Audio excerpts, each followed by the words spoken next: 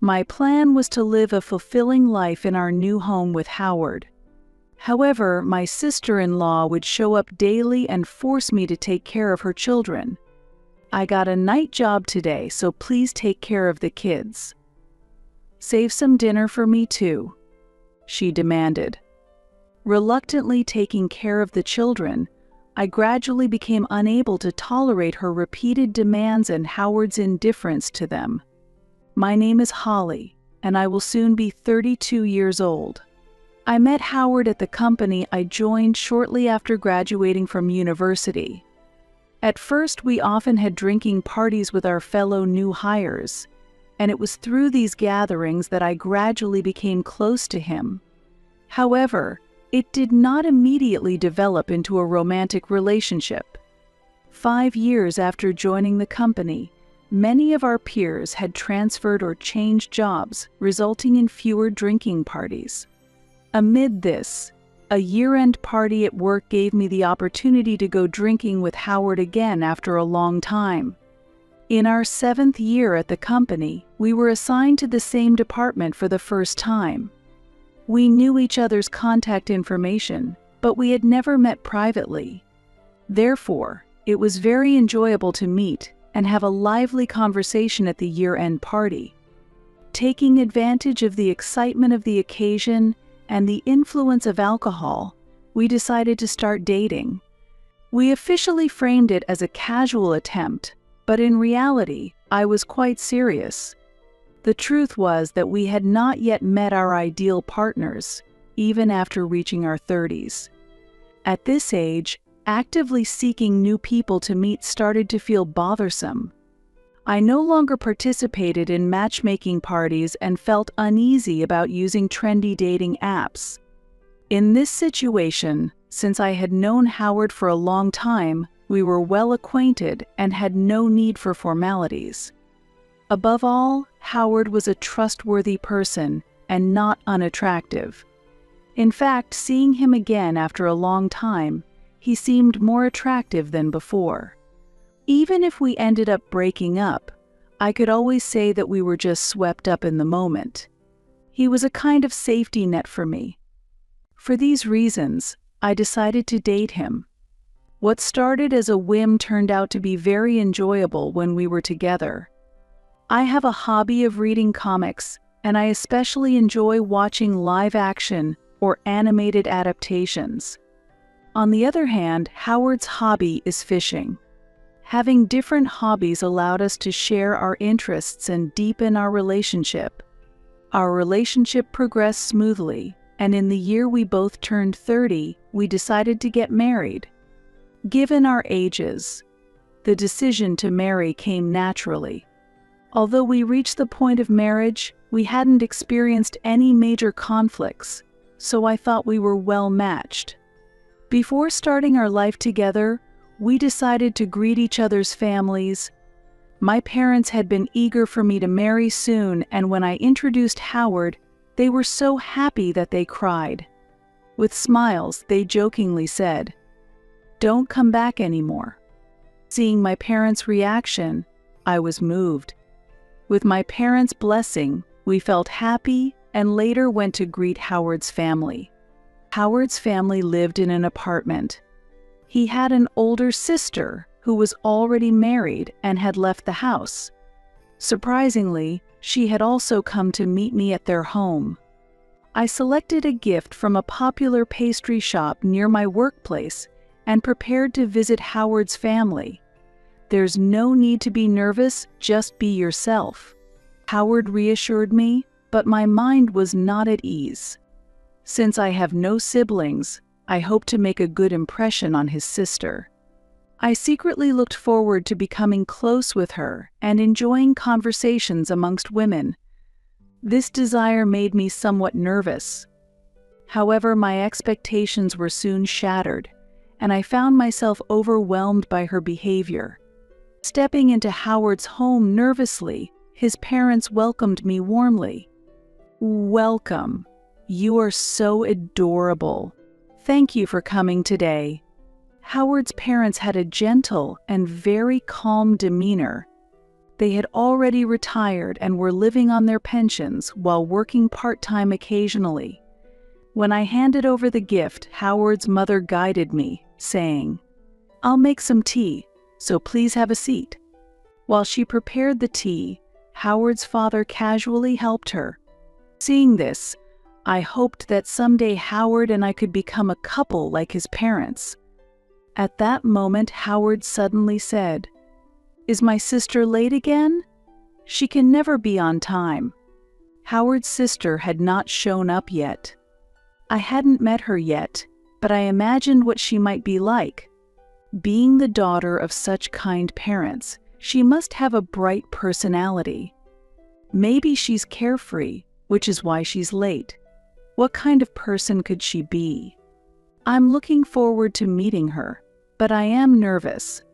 Having received a good impression from Howard's parents, I was even more nervous about meeting his sister for the first time.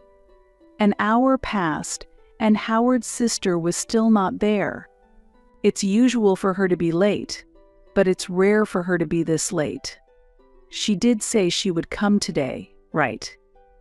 Howard said, looking worried. Yes, I confirmed the time with her yesterday.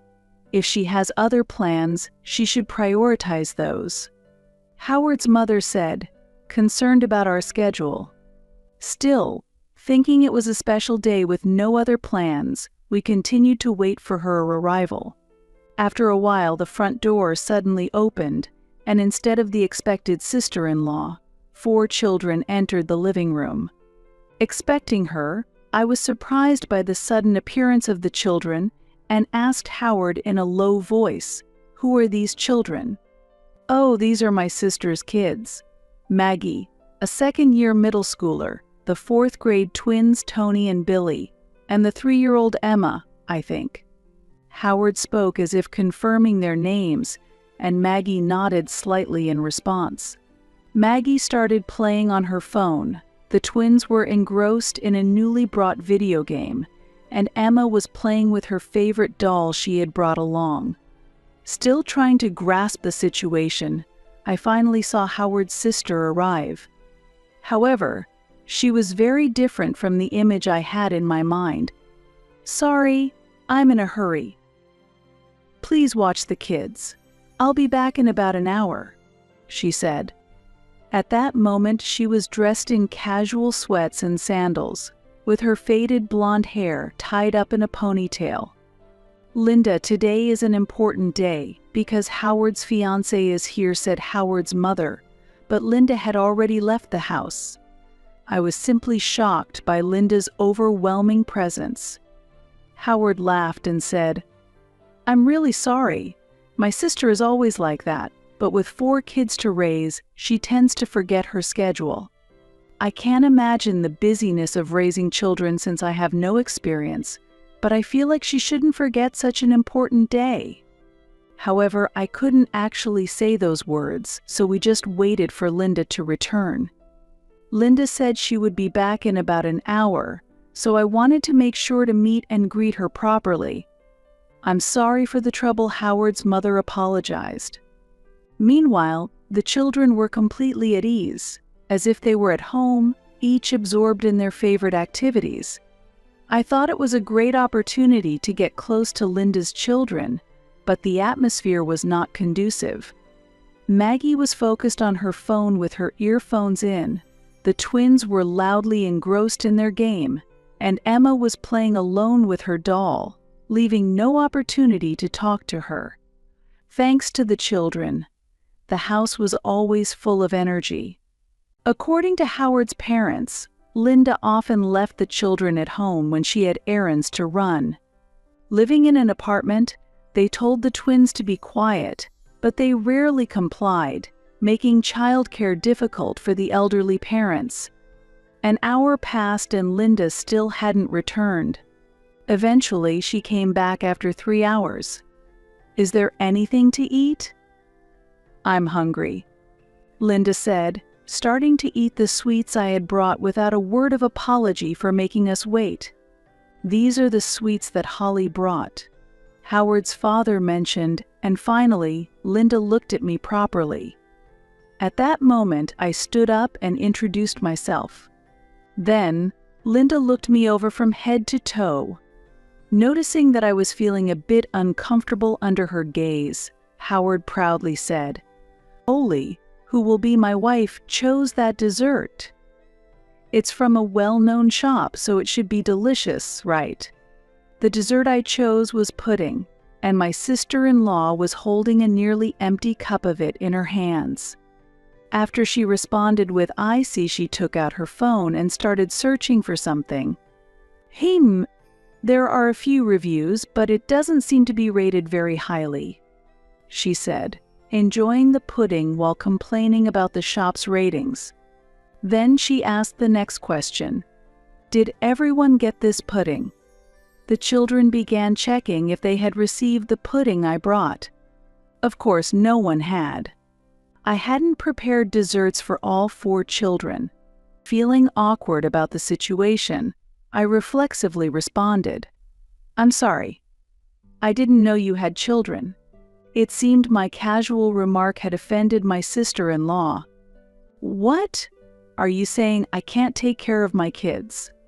I had tried to convey that I didn't know she had 4 children, but it didn't come across well. "Calm down. Holly didn't know you had children and didn't expect them to come," Howard intervened. Howard's intervention seemed to calm her down a bit. My initial desire to get close to my sister-in-law faded away with her unexpected attitude. In fact, I decided I'd only do the bare minimum necessary to maintain the relationship with her. At that moment, Howard's mother made a suggestion. "We've kept you waiting. Dinner is on us tonight." Just as I was considering going home, my thoughtful mother-in-law invited me to dinner. Of course, I couldn't refuse such an offer. Howard's parents ordered a luxurious steak meal for us. What was supposed to be an enjoyable meal turned into a tense atmosphere due to my sister-in-law's behavior. This is the last time the daughter-in-law will be treated as a guest. Don't think you can come here and relax. My sister-in-law, in high spirits from drinking, gradually became stricter in her attitude towards me. Howard's parents comforted me by saying, "That's not true," but they seemed a bit saddened. Next, I was told, "Getting married at 30 means you should have children soon, or it'll be a late childbirth. Having only 1 child is lonely, so you should have siblings." Linda boasted about having Maggie when she was young, at the age of 40. That day, she had gone out for beauty maintenance, including eyelash extensions and nail care. Her outfit for the day was in relaxation mode, but she mentioned there are days when she does full makeup. Perhaps due to the alcohol, Linda continued talking endlessly about things I hadn't asked. With each word, I grew more resentful towards her. After somehow getting through the first meeting, the next month we began our life together. We dreamed of owning our own home, but eventually I moved into Howard's house.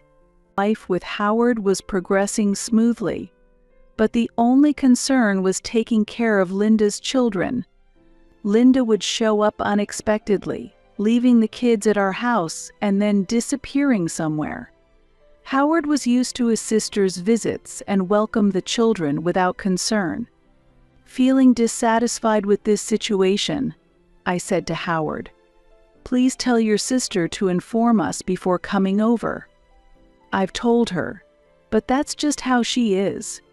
The kids are fine, so please be more understanding," Howard responded. According to Howard, Linda was actively job hunting for a full-time position and wanted to become financially independent for her children's sake. On days when she had interviews, she would come dressed appropriately and leave the children with us. Howard said the kids were always able to entertain themselves and didn't need constant supervision. However, that's not the real problem. We also have our own plans, and having someone show up without notice is very inconvenient. What's more problematic is that Linda often doesn't come to pick up the children at the promised time. Howard defended her, saying, "She's tired from looking after the kids every day. She's just taking a little break after job hunting." But I couldn't accept that. If she could keep her promises, that's what I would like her to do. In the end, my dissatisfaction with this situation continued to grow within me. Still, a year later, we decided to move to a new house. The house we built was a spacious 7-bedroom house, anticipating our future family plans. With plenty of rooms, we even included a hobby room and a walk-in closet. Excited about the move, we prepared and started our new life. We completed the move without informing Linda of our new address. This was because I didn't want her to frequently leave her children with us. Reluctantly, Howard accepted my decision. However, a month after moving into our new home, an unexpected visitor arrived. Linda and her children suddenly showed up. "What a lovely house." "We came to celebrate," she said as they entered one by one. They spread out the food and drinks they had brought on the table, and Linda immediately started drinking. Then she said, "I pressed the intercom, but there was no response, so I went to our parents' house. I was surprised to find a notice of your move. If you're living in such a nice house, you should have told me." It seemed Linda was planning to leave her children with us again. As a result, while we were away, Linda went to our parents' house, found the change of address notice, and showed up at our new home. I never imagined she would find that postcard at their house. It was something I couldn't have predicted. Howard, in high spirits from drinking, started showing Linda around the house. The children, uninterested in the new home, entertained themselves. Thus, the house tour was conducted only by Linda and Howard. After looking around the rooms, the two returned to the living room and had a surprising conversation. "Look, there are 2 empty rooms.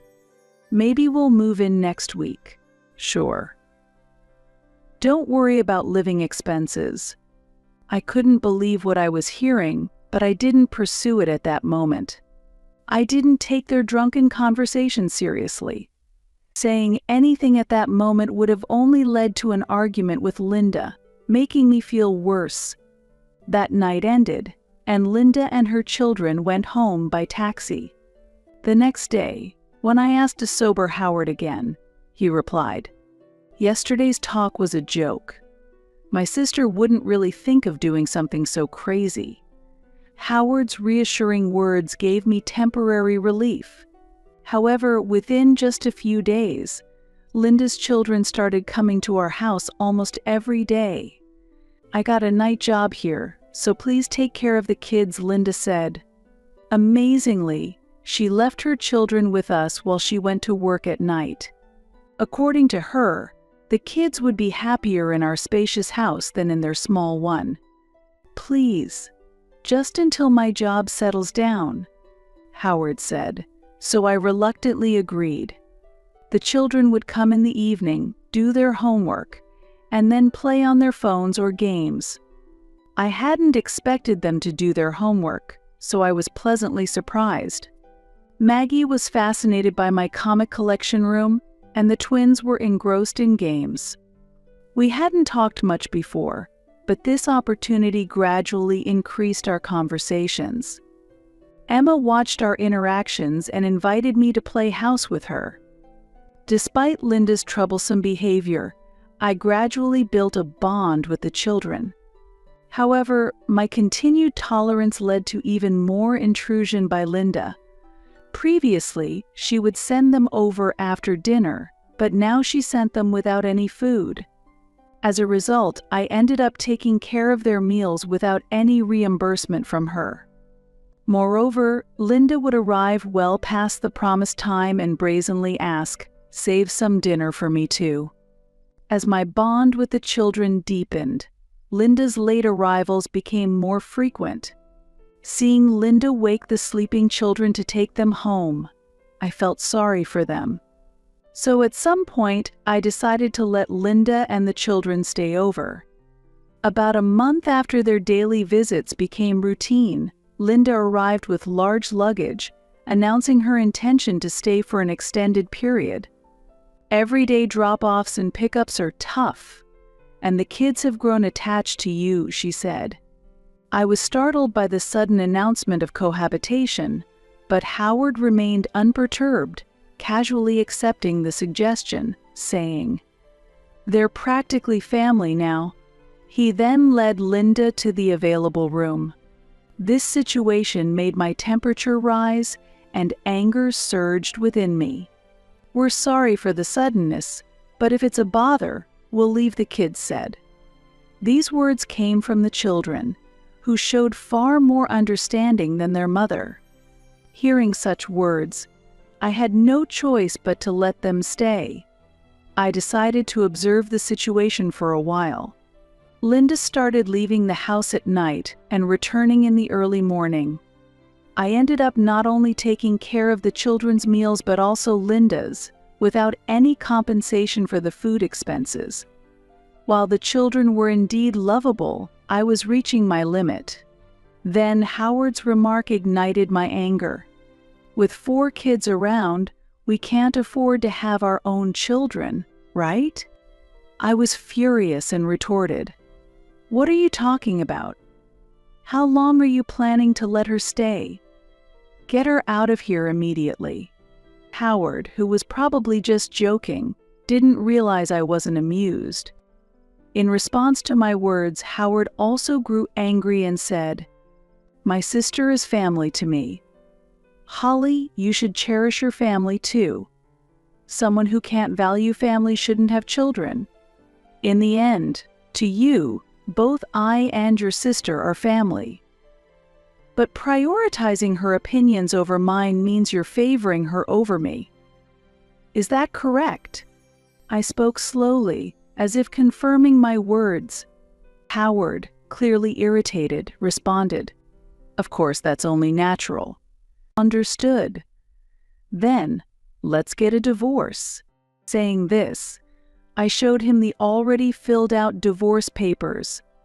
In fact, when we moved into this house, Howard had agreed to my condition that if he ever prioritized his sister over me, we would divorce. "Wait a minute, we just built a new house." "That's not appropriate," he protested. Howard tried to persuade me to change my mind, but my decision was already made. I could no longer tolerate Linda's freewheeling behavior and Howard's unwillingness to criticize her. So, I packed my things and left that house. A few days later, I received a message from Maggie. We had exchanged contact information in case of emergencies, and she asked me to come back because Dad wants to talk. Reluctantly, I couldn't refuse Maggie's request and decided to return home. As soon as I arrived, Linda confronted me, accusing, "Everything got messed up because of you." The mediator was Linda's husband. "I'm very sorry for the trouble my wife has caused," he said. Linda's husband surprisingly gave a sincere impression. He explained that his work kept him busy and away from home, during which Linda acted on her own. The claim of job hunting was a lie in reality. She was obsessed with strip clubs, enjoying various establishments and engaging in inappropriate relationships.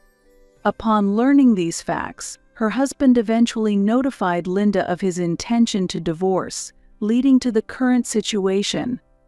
"Even if we divorce, none of the kids will go with you. They've always been with me. You should pay child support for all 4. Linda boasted proudly in front of the children.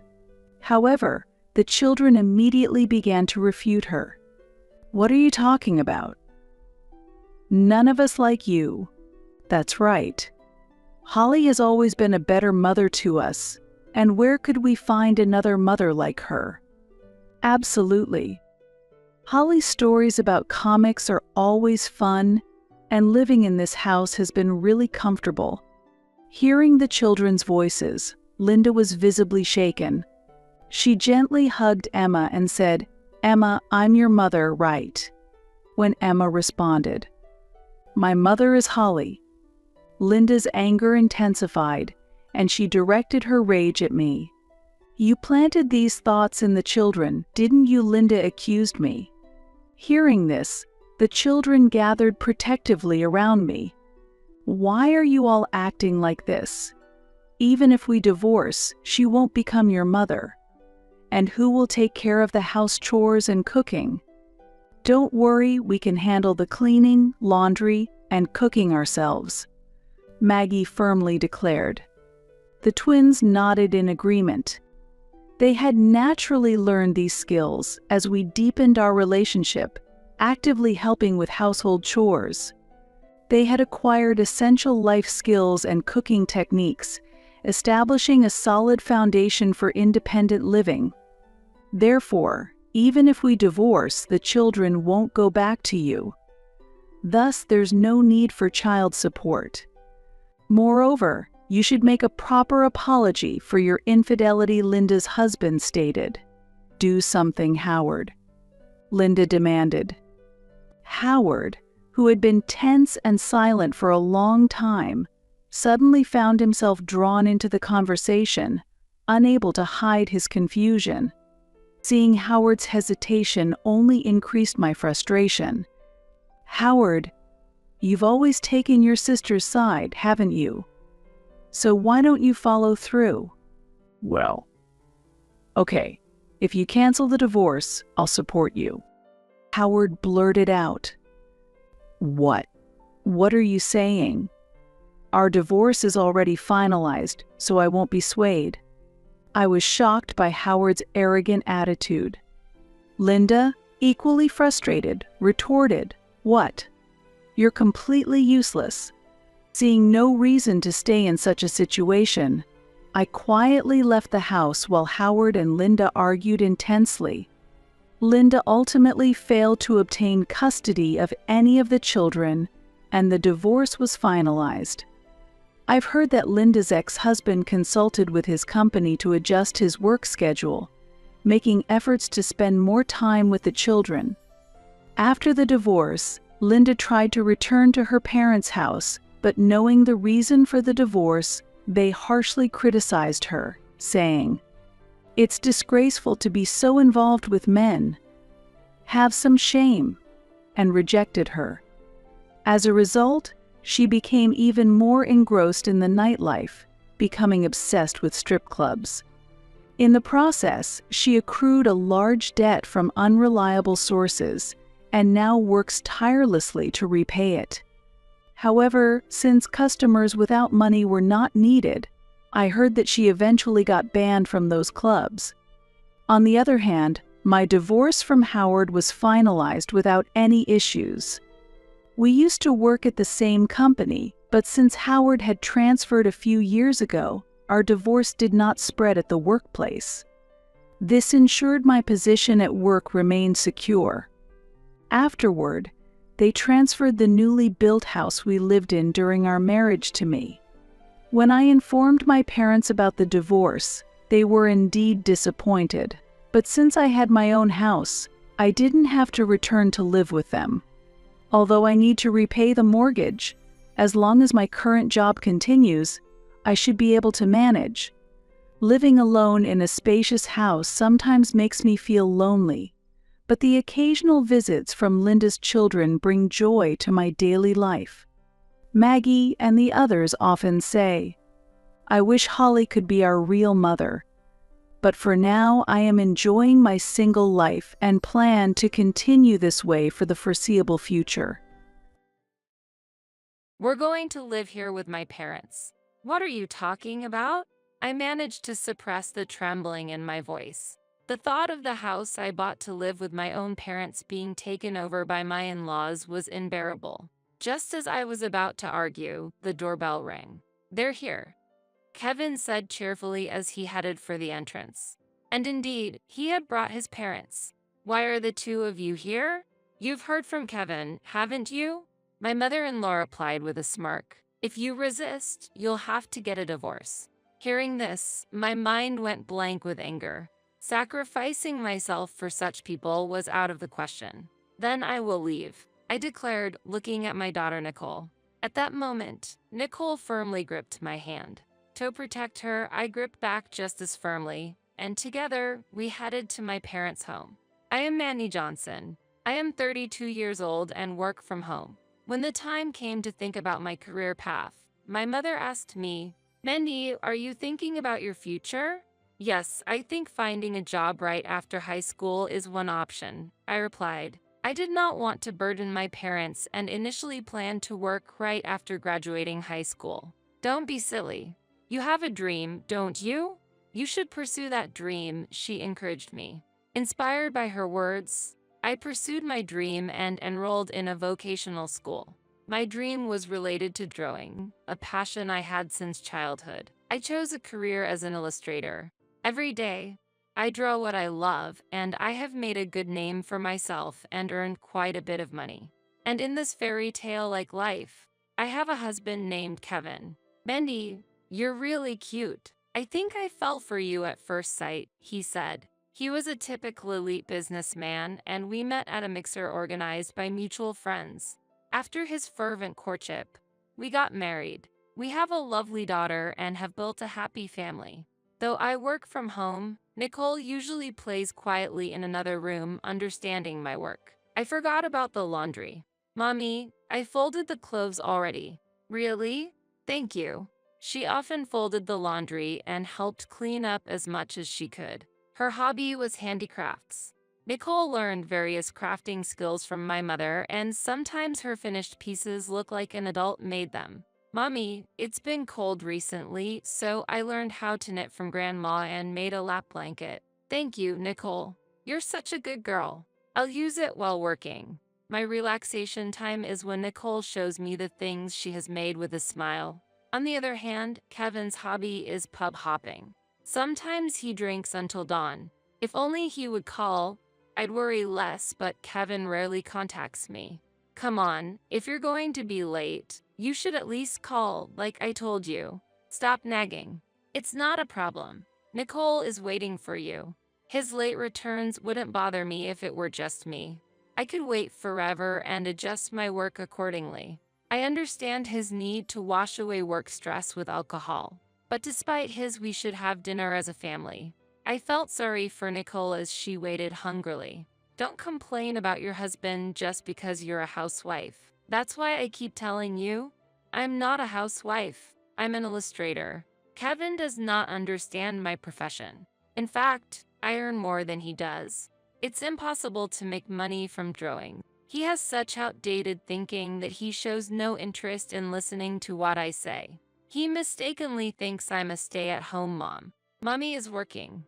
"I love Mommy's drawings," Nicole would say, rubbing her sleepy eyes, which made Kevin fall silent for a moment. Kevin loves Nicole a lot. Honestly, if he loves us, I wish he would come home earlier. "Daddy, I love you too, so I want to eat together," Nicole expressed. "I'm sorry." Kevin apologized softly. Hearing that, I told him to make sure to contact us next time, and he agreed. Hopefully, this will lead to some improvements. While I was thinking, Nicole carried the dishes Kevin used to the kitchen. "Thank you, Nicole. Mommy will take care of the rest. You can go to sleep now." "Okay, but thank you. You are a really kind and good girl." When I praised her, she smiled shyly. I patted her head and told her to go to sleep again. The day after, while I was engrossed in work, the doorbell rang repeatedly, interrupting my tasks. "This again?" I sighed heavily as I headed to the entrance. The continuous ringing of the doorbell was irritating. "Sorry to keep you waiting. You're too slow. Open the door quickly, you're just a housewife." The voice came from my mother-in-law. When I opened the front door, she barged into the house and plopped down on the living room sofa, voicing her displeasure. Mother, what brings you here today?" I heard from Kevin. "You complained to your husband even though you are his wife?" It seemed Kevin had quickly reported yesterday's incident to his mother. I was astounded by how quickly Kevin acted in such situations and how promptly his mother visited. Needless to say, the relationship between my mother-in-law and me was strained. More precisely, she resented me for stealing her son. My mother-in-law, who also didn't understand my job, lectured me about depending on Kevin's income. Thus, neither my work nor my household chores were progressing. At this rate, I might not meet my deadline. I might have to pull an all-nighter, I thought, just as the doorbell rang again. Excuse me for a moment. I quickly excused myself and rushed to the entrance. Hello, Mrs. Johnson. Oh, Brian, is that you? There stood Brian, a longtime friend of Kevin, who was always cheerful. The two have been friends since nursery school and up through college, and Brian often came over to hang out. Usually, he lets us know in advance, but this time he came without notice, which surprised me. He handed me a bag. Sorry for the sudden visit, but this is from my sister for you. His sister is a big fan of my work and occasionally brings something for me like this. This time was no different. By the way, he is a police officer at the local station. Long time no see, Mrs. Johnson. Oh, Brian, it's been a while. You look well. At that moment, my mother-in-law, who happened to be there, made eye contact with him. While he greeted her with a smile, my mother-in-law forced a smile. For my mother-in-law, who acts friendly on the surface, the presence of the insightful police officer Brian was inconvenient. She quickly left the scene. I actually came over because I saw Mrs. Johnson and thought it would be best to check on you. Brian had seen through her character. While on patrol, he accidentally saw my mother-in-law heading to our house and felt a bad premonition, so he quickly went back to get some refreshments and came over pretending it was a coincidence. It's really not good if I do this during my shift. Well, I should get back to my patrol. Oh, my sister said she wants to commission some work from you. Of course, I'd be happy to take it on. With that, he saluted and quickly left. But soon he stopped, turned back, and said, "Please be careful around your father-in-law too." Yes, I know. My father-in-law is usually a diligent worker and occasionally restrains my mother-in-law's actions. However, to be honest, he has a somewhat lecherous side. There have been times when we stayed at my in-laws' house when he would appear while I was taking a bath or would peek when I was breastfeeding Nicole when she was a baby. All these instances were said to be coincidental, but the intentions were clear. If there's any problem, please let me know immediately. If it's difficult to talk to me, you can talk to my sister. Thank you, Brian. I feel he is far more reliable than Kevin. With these thoughts, I watched him return to his patrol. The stress from Kevin and his family continues, but I am healed by Nicole and continue to work hard. But finally, I had reached the target amount. Hey, Kevin, I want to proceed with that plan. Which one are you talking about? Oh, the house, right? I had been considering buying a house to live in with my aging parents. We currently live in a condo close to Kevin's workplace. The condo is spacious enough for our family of 3, but it would feel cramped if my parents moved in. However, my parents' home is far from Kevin's house, making the commute lengthy. Therefore, I had proposed to Kevin that I save up and buy the house myself. Indeed, it gets worrying as you get older. If you're using your money, then there's no problem. Saying that, Kevin agreed to the plan. Now that I've reached the target amount, I contacted Kevin for approval and began the search for a new house. Kevin, I found a great property. This one. Oh, nice. We bought the perfect new house. Nicole was excited about living with Grandma and Grandpa, and I was thrilled to have a room of my own for work. Then the day of the house handover arrived. This is really a beautiful house. What's this? As my daughter and I entered the house, the first thing we saw was a large number of unfamiliar cardboard boxes. Confused by the sight, Kevin urged us inside. Wow, it's spacious and nice. Kevin, what's with the stuff piled over there? That's my parents' stuff. Kevin replied as I questioned him while he rummaged through the house. He smirked at his response. We saved the money I earned, right? Since we bought the house with that money, it's sort of like my house, no? So I get to decide who lives here. I couldn't comprehend what Kevin was saying. We're going to live here with my parents. What are you talking about? I managed to suppress the trembling in my voice. The thought of the house I bought to live with my own parents being taken over by my in-laws was unbearable. Just as I was about to argue, the doorbell rang. "They're here," Kevin said cheerfully as he headed to the entrance. And indeed, he had brought his parents. "Why are the two of you here? You've heard from Kevin, haven't you?" My mother-in-law replied with a smirk. "If you resist, you'll have to get a divorce." Hearing this, my mind went blank with anger. Sacrificing myself for such people was out of the question. "Then I will leave," I declared, looking at my daughter Nicole. At that moment, Nicole firmly gripped my hand. To protect her, I gripped back just as firmly. A week later, my parents were set to come to the house. Originally, my family and Kevin's family did not get along well. Neither my father nor my mother were the reserved type. They always spoke their minds clearly. There was some interaction at the beginning of the marriage, but Kevin's parents were overwhelmed by my family's strong opinions.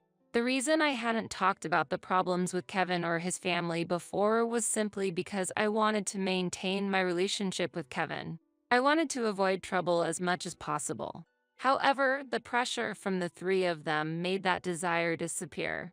When I contacted my mother, she replied immediately. At that time, I told her everything about my past interactions with Kevin and his parents without hiding anything. The endless sarcasm from my mother-in-law before we had a child. Kevin's reaction, thinking that he was supporting the household despite my income surpassing his.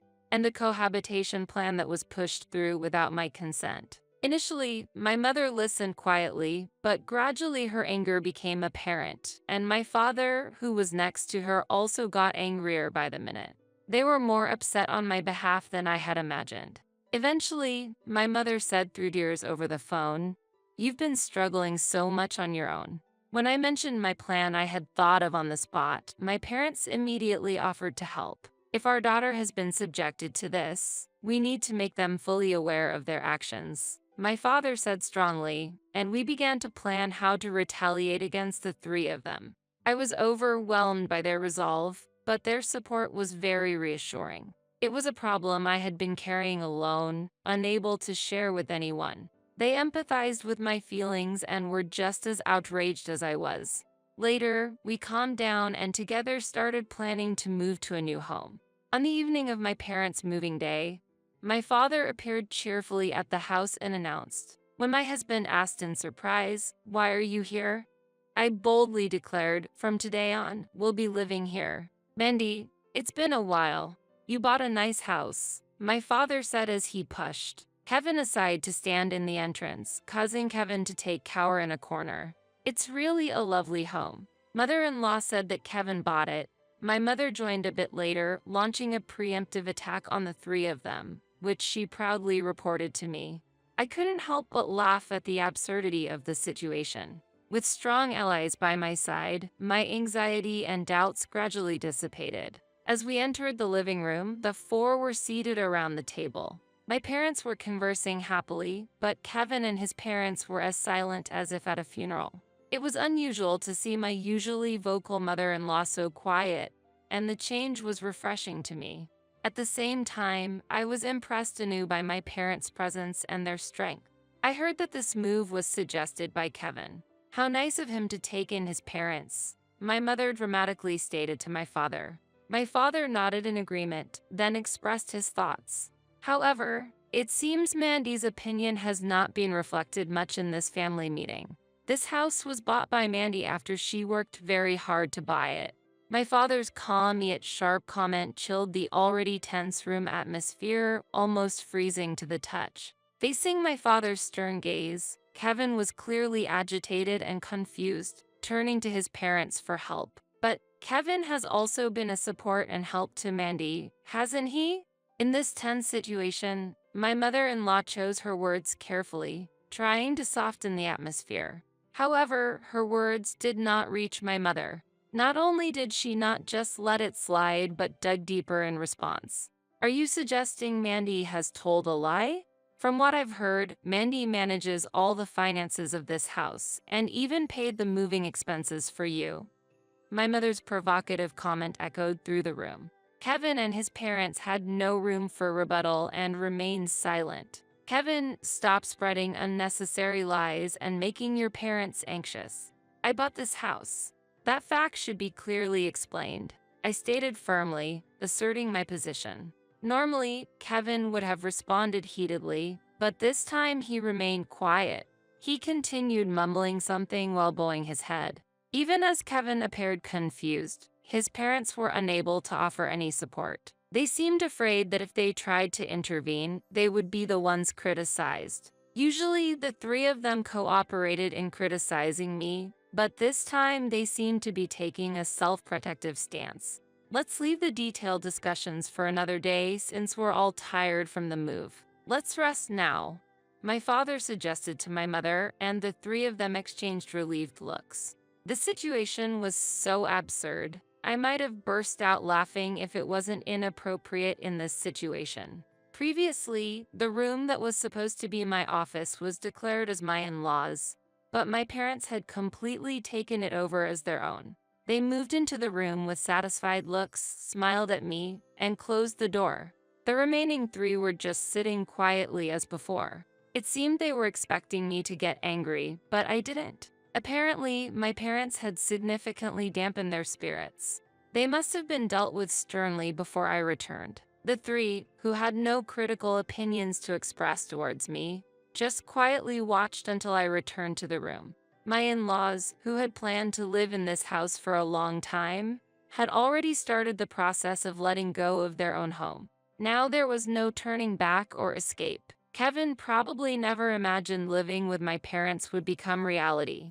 Like me in the past, he was filled with anxiety about the future. Seeing the three of them, I finally felt relieved and fell asleep with a genuine sense of peace. From the next day onward, my parents began to retaliate against my in-laws.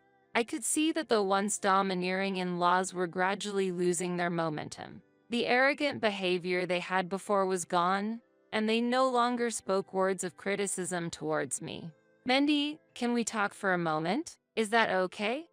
Kevin carefully started the conversation, given that my parents were in our house. Sensing that Kevin wanted to discuss something, I decided to listen to him. Although we had everyday interactions since the family started living together, this was the first time we were seriously sitting down to talk. Once we were alone in Kevin's room, he started speaking earnestly. Mendy, I'm truly sorry. My mom, dad, and we all deeply regret our actions. Please, could you ask your parents to move back to their old home? As expected, Kevin asked me to ask my parents to vacate this house. Despite seeing Kevin apologize, I could not accept his request. It seems Kevin still only considers his and his parents' interests, just like before. So, you're saying that only my parents should leave this house? Is that what you're trying to say? I sharply questioned Kevin. It's their responsibility that they sold their house without consulting me. Not having a place to go is not my concern. Your parents live here too, yet you tell only my parents to leave this house. How can you say such a thing to my parents? I pressed him. Kevin showed a flash of anger but soon controlled his emotions. It was clear that arguing here would only worsen their position. This is my house. If you can't agree with the decisions my parents and I have made, you are free to leave, I told him calmly and left the room. In the living room, my in-laws looked anxious, but I ignored them and went back to my room. Shortly after, I could hear my mother-in-law's crying from the living room. She seemed disappointed because I had refused Kevin's request. However, I had never actually told my in-laws to leave this house. The fact that my parents were now in control of the house was unbearable for them. If they defied us, they would have to succumb to my parents' pressure and live in comfortably.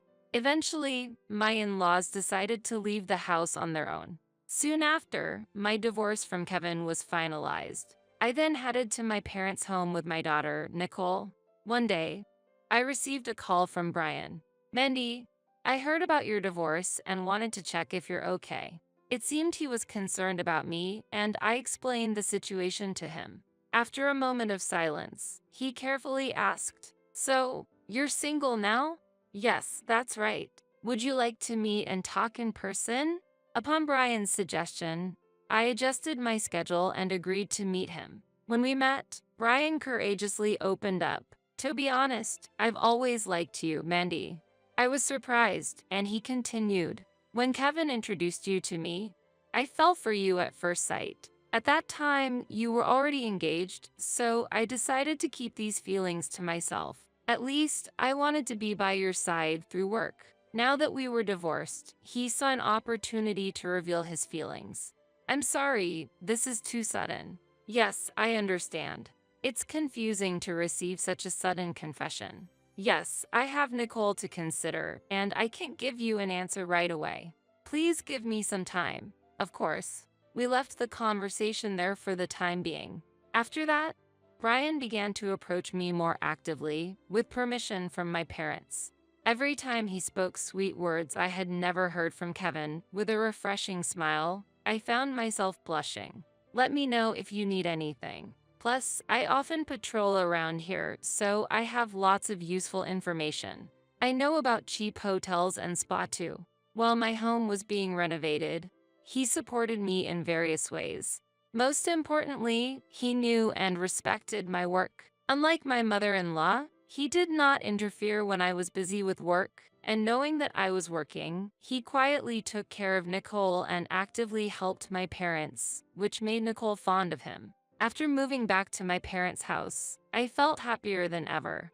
Mandy, I finally got to see you. At that moment, Kevin suddenly appeared. I wasn't used to his visits, as I usually stayed at home, and my parents had been sending him away. I just can't do without you. Since you left, we've really been unlucky. He began to share his circumstances, unasked. I was about to ignore him and walk away when, you, don't ignore me. The moment Kevin raised his hand to strike, someone stopped his fist before it could reach me. Stop it already. What? Brian, why are you here?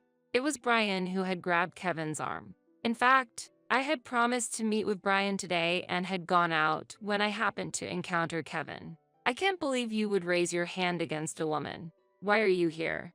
Stay away from her from now on, Brian said as he pushed Kevin away. I was just mesmerized by his dependable presence. Thank you. No, I'm just glad you're safe. When I expressed my gratitude, Brian laughed shyly. I found myself attracted to his smile. After that, we officially started dating. The days with him brought back my true smile. Amid these happy days, shortly after the encounter with Kevin, I received a call from my mother-in-law, which I hadn't heard from in a long time. The call reminded me of something I had completely forgotten about due to recent turmoil. Come on, help Kevin out. You're his wife, after all. What are you talking about? I'm no longer his wife, but your call reminded me I need to file for compensation. What? Following Brian's advice, I had been keeping detailed records of all the verbal abuse from my mother-in-law.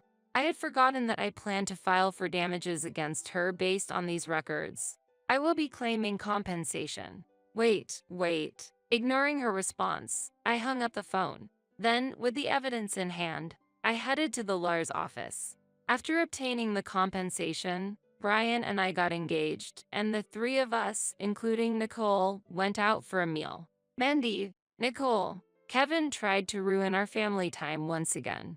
As I held Nicole and Brian stood by to protect us, Kevin looked confused. She is already engaged to me. So, if you disrupt this situation, I won't forgive you. You're engaged to Mandy? Unbelievable. It's true. I chose him. So, I'm not going back to you. Our words clearly unsettled Kevin. Then, Nicole walked towards Kevin. Nicole, you're on Daddy's side, right? You want to live together, don't you? No, I don't like Daddy. He was mean to Mommy. New Daddy understands Mommy's work and takes care of me. I like my new daddy better. Nicole's words seemed to break Kevin's spirit. His daughter's rejection shattered his heart. Ignoring him, we decided to move forward. After finishing our meal and returning, he was no longer there, probably having given up. A few days later, Brian and I started living together in our new home, excited about our new life. Especially seeing my parents and Nicole happy and smiling made me very happy. Mommy, I made a picture with beads. Can I hang it up? Yes, of course. Nicole is really skillful with her hands. I'm clumsy. I couldn't do that. Nicole smiled proudly as Brian praised her. We all smiled at her cheerfulness. However, unlike us, Kevin was facing hardships. After being rejected by Nicole and me, he made several mistakes at work. He eventually made a serious mistake and was fired, as I heard from an acquaintance.